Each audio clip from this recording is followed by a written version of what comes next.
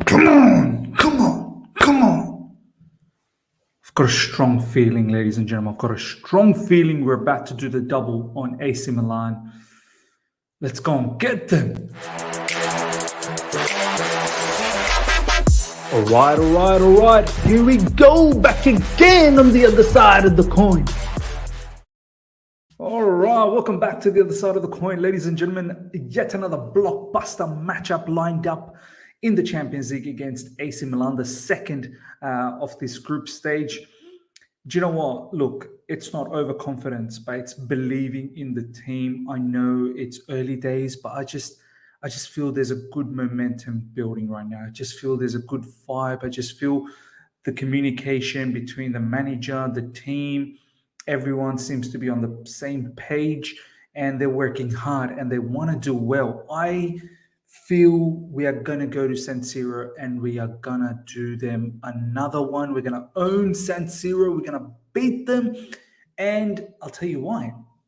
Last week, it was a definite shock. Like, I didn't expect that result. I expected us to put up a good show and we had to win and we won. But the professionalism, the I suppose, the clinicality at times, you'd have to admire how disciplined we were as well in that entire game. Everyone seemed to know their roles. And then we followed it up with another magnificent match against Wolves. Like, Wolves' performance was even better than the one against AC Milan. I then watched AC Milan, and I have to say, they played this Juventus team, they need a bit of a shake-up, but nonetheless, they put them away. Yes, they've got, I think they may change it up a little bit, which we'll talk about. I feel Brahim Diaz will probably come in. His pace was electric against Juventus. Obviously, Rafael Leao, Theo Hernandez will change the game this time around. Unlike the first match in the group stage without Theo Hernandez, the left side with Leao just didn't get enough support. But I just think emotions are going to get better of them. I don't know why I feel like this. That environment in San Siro is going to be electric. I mean, the noise, the crowd, the flares, the drums, everything, the microphones, like the music, whatever it is. Like, when I was watching the Juventus game, there was a lot of noise in the stadium. So for a big European match, it's going to be even more. It's going to be amplified even more. But I think emotions will get to them. They would be hurting big time off the back of that 3-0 defeat against us. That would have hurt their ego. That would have hurt their well-being, I suppose. They're going to try and correct that error. And I feel like that may just get the best. Like, that may be a bit of a trap for them, emotionally charged and not really thinking logically.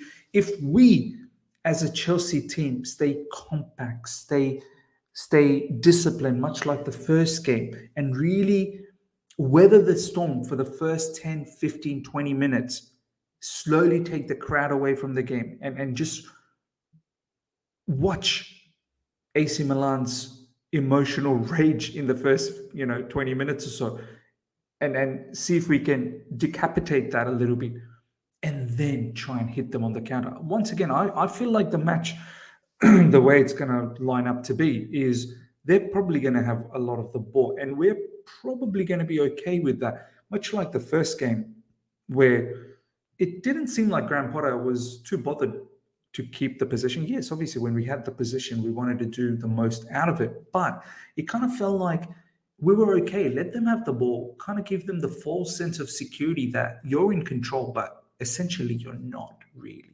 We're not really letting you go anywhere. You're not really moving the ball anywhere. You're sort of stuck in midfield and your passing lanes are blocked. Your movements are getting picked out. And then we pinch the ball off you and then see what we can do.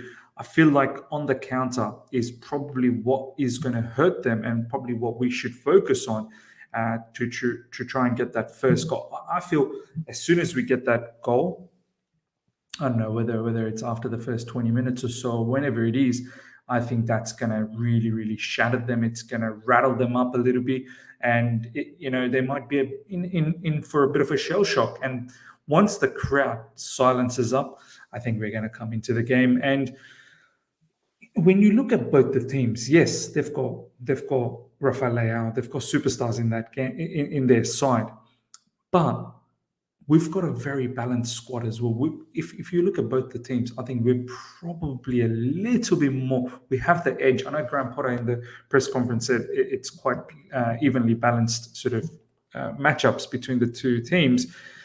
But I feel like we may have the slight edge. So let's see what we can do. Let's have a look at some of the quotes that's gone around, ladies and gentlemen. I'm pumped, man. I am so pumped for this match. I can't wait for the watch along. Can't wait for all you guys to join and cheer on. I'm confident, man. Not overconfident. I'm just confident with the team, with my team, with our Chelsea. This is what Fikayo Tomori had to say, ladies and gentlemen. Fikayo Tomori says, the Milan Chelsea faced last week wasn't the real Milan, and they are out there tomorrow night to redeem themselves. They are already emotions are kicking in for AC Milan. I feel like they're going to be so charged up. If we can just weather that storm earlier on, we can do our trick. Look, to be honest, I know Fikayo Tomori had a very good game against Juventus, and he's a top defender in Serie A. But overall, that defense can be God. It really can be God, honestly. Theo Hernandez obviously will make a big difference, as I said. His impact on the left side is instrumental. The way he links up with with Rafael Leao is quite something to look out for. But if we can manage to take care of that side and maybe find some space in behind him, because Theo Hernandez will bomb up, that's something to look out for. Ladies and gentlemen, some latest news, breaking news. N'Golo Kante is once again injured at training. He's not making the trip to Milan. N'Golo Kante had a reaction in training, and Chelsea are waiting on the extent of it via Graham Potter. Further goes on to say, it is certainly not ideal, so we will have to wait and see the extent of it and go from there. It is not ideal, and it is disappointing for him and for us. We'll have to see the extent of it and go from there. Look, yet another setback. Where are we? Where are we with this particular player? The way I look at it, ladies and gentlemen, I don't even know if I should be giving him a contract extension anymore. Like, as much as I love him, as much as he's a Chelsea legend, he's done everything at Chelsea Football Club, he's won it all as well. What is the benefit now? He's barely there. He's barely available. Like, we're going through some of the most important parts of the season right now, and he's not been around. Do you know what I mean? And this has been the case for the past 2 to 3 seasons as well. So here's another setback on top of the setback that he already had. Like, he didn't overcome the previous setback, and now he's got another setback. So God knows how long he's going to be away for. And once again, as I say, I don't want him to rush. And if we don't see him before the World Cup, I don't get it. I really don't get it. Yes, his skill set is extremely valuable, but what good is it if we're not even going to see it? So look, ladies and gentlemen, I'm at a point where I think we're doing okay without him. Do you know what I mean? Conor Gallagher put on a fine performance against Wolves, the way he was covering grounds, the way he was winning back the ball, interceptions, winning ground duels, and so on and so forth. It's something we have to look forward to the future. Do you know what I mean? So look, I'll leave it for you guys, but I'm starting to think, is it really even beneficial to give him a contract extension? A contract extension that N'Golo Kante doesn't agree on as well, mind you. He wants 3 + 1 year. We're giving him 2 + 1 year. The other injury news is Hakim Ziyech is ill. N'Golo Kante, we're just waiting for the news of that. And obviously Wesley Fofana. In regards to Hakim Ziyech, would he have featured in this match? I probably don't think so. He's not featured too often under Graham Potter, and starting to think he's probably not fancied by Graham Potter. Early days, but it's not looking good for Hakim Ziyech. Graham Potter, in regards to 3 wins last week, this is the other thing that I like about Graham Potter. He's humble. He's down to earth. He's not delusional about what's going on. Wins are the best way to convince people that your ideas can work. It's only a short time, so I'm not getting carried away at all, but wins help. It's about performance, getting to know the players, the process. But at the same time, we will know And you guys, journalists, will remind me that you need to win as well. It's been a good week, but it's only been a week. We've got to stay humble. But the vibes, the kind of football that we're playing, it's looking good, and we just need to continue on with that. Graham Potter, there's not been much time on the training pitch, but you can learn in other ways. I love this from Graham Potter. It doesn't necessarily always have to be from the training ground. There are other ways to learn. We've had to use meetings, videos, speak, explain, and talk to try and understand where the players are at and how we can help them. Brilliant. I've found them really receptive, and it's a pleasure to work with them. This is fantastic. You can't always go and learn in the training ground. Sometimes you need to sit down, talk to the players, show them videos where things are at, and have an honest conversation. And maybe at times as a group as well, have a conversation. Sometimes it's not just the individual. Maybe it's the playing group who's not moving around, who's not pressing accordingly to the manager's liking or how we want to play.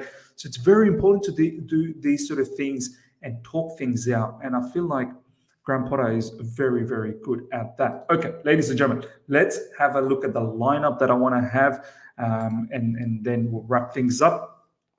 This is the setup that I'm going to go with against AC Milan. AC Milan still has injury issues, but yes, they will get back Theo Hernandez. I think Ketelaere, DK, as we like to pronounce him as, he's injured. He's not going to be around. But to be honest, I didn't see much of his impact against us and against Juventus as well. Really, I didn't see him, put any impact there. Rafael is probably the one to look out for. Olivier Giroud. We'll see what happens, but they can be gone. Yes, in midfield, they are very, very strong with Tonali and Benacer. They're probably going to be playing with those two again, and they're going to try and impose themselves this time a lot more, especially Tonali. But I feel like we can do the job again. This is the team I'm going with. Three at the back, pretty much the way we played them the first match in the group stage. I'm going to go with the same shape. Kepa in goalkeeping position. Kepa, what a story this is turning out to be, ladies and gentlemen. Good to see him performing well, and I hope he can keep another clean sheet. Very important to make sure we can shut up shop. In defense, I'm going to go with Koulibaly on this side, much like in that first game. In the middle, Silva is back, ladies and gentlemen. He was actually sick in that game against AC Milan last week. That's why he got that break against Wolves, which is much needed. Chalobah, instead of Wesley Fofana being injured, Azpilicueta, as much as he's done well, probably want him to be, sitting this one out. And I'm going with these three at the back who've now played against AC Milan. We'll continue to see how they do as a partnership. In the middle, continue on with Kovacic. Kovacic and Ruben Loftus-Cheek, both of them have been very, very disciplined, and they've been very decent as well, mind you. So nothing fancy, nothing over the top, but at the same time, nothing disastrous as well. They're solid, they're physical with Ruben Loftus-Cheek's strength, and they can move the ball around. They can drive with the ball forward, break the opposition midfield up. So I want to continue with that double pivot. Here, I'm going to make a change. I'm bringing in Cucurella. Yes, no disrespect to Ben Chilwell. Ben Chilwell had a very good game against AC Milan, but I feel like Cucurella's that extra added speed, that extra sort of progressive pass could pose a problem for AC Milan. So I want Cucurella to take that advantage. In the middle, just behind the two up front, I'm going with Mason Mount. He's been sensational the past two games, and I want to see him continue to build on this form. And I just have this sneaky feeling he's probably going to add a goal in this match. I don't know why. He's building up a storm, Mason Mount, in the last few games, and maybe he's slowly starting to take what Graham Potter has to say from a tactical point of view. And I'm keen to see how he goes. I've got a sneaky suspicion he's going to score a goal for us, ladies and gentlemen.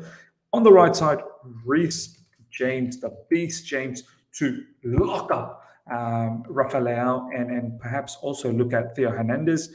Chalobah has a job to do, man. That Reece James, Ruben Loftus-Cheek, Chalobah on that right side, you got your night cut out, boys, big time. Stay awake and stay very much focused.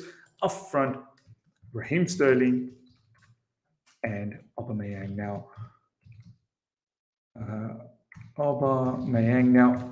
you may look at this and think, oh, it's too. No, I mean, look, it could possibly potentially be something like this. Sterling as a second striker, Sterling more as a free man. He could even be on the right side at times, and Aubameyang on that left side. You could potentially see that as well. Either way, a free guy. And he's going to look to link up with the midfield, Mason Mount, Cucurella, Reece James, and then Aubameyang will also drop at times to support the play. This, ladies and gentlemen, is my lineup to do the double on AC Milan. I am confident, but as I keep saying, not overconfident, but I'm believing in the team. This is the lineup: Kepa, Koulibaly, Silva, Chalobah, Kovacic, Ruben Loftus-Cheek, Cucurella, Mason Mount, Reece James, Sterling, Aubameyang. I'm thinking, honestly, probably another 2-0 victory for us. No disrespect to AC Milan. Yes, it's going to be an epic atmosphere. Yes, they're going to bring the game to us. But I feel we're about to do the Italian job, ladies and gentlemen. Let me know how you feel about this, everything we've talked about. Do you like my lineup? How do you feel about moving into this game? Are you confident, much like me? Or are you thinking, nah, I'm a bit worried? I feel we get this victory. We take control of this group, and then the final 2 games, you're ensured to come first in this group stage in this Champions League. Very, very important. Hope you guys have enjoyed this, ladies and gentlemen. Smash the like button if you have. Let's try and get to at least 400-500 likes. That'd be so good if we can do that. And hope to see you guys very, very soon. Until next time, see ya.